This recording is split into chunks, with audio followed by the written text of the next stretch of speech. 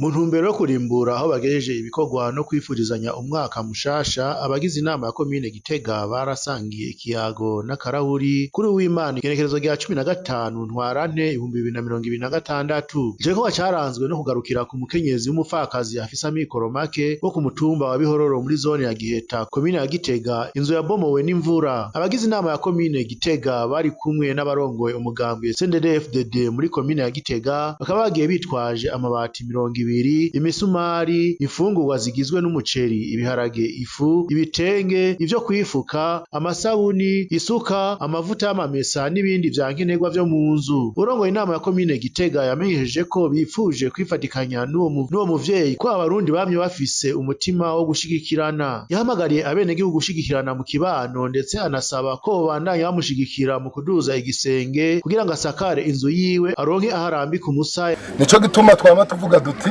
dushigikirane mu aho turi hose muri bwa bumwe. Umubanyi agize ivyago ni wowe ubigize, kuko umunsi ni wabigize ejo nawe ni uzobigira. Twame rero tugira uwo mutima wo gushigikirana. Murabona ko n'intwaro itabibagira, natwe abo mwatoye ngo babaserukire ku mazone, mu mazone yanyu abo nyene ntibabibagiye, baje kubagarukira. Mubandanye rero mushigikirana, mushigikira uyu mupfasoni, kuko najya amabati naho yayazanye twayazanye ejo ntazoyamanika mutamufashije.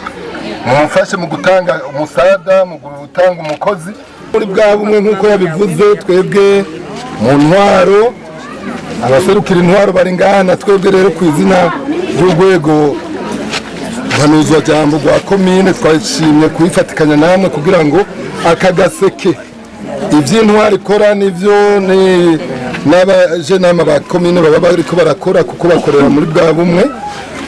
Tuvuga duti tuze tubashikiriza akagaseke, tumushikiriza akagaseke ibi bikoresho cyane cyane bizomufasha gusanura ijyanyubakwa kugira ashobore kuronka haba nk'abandi.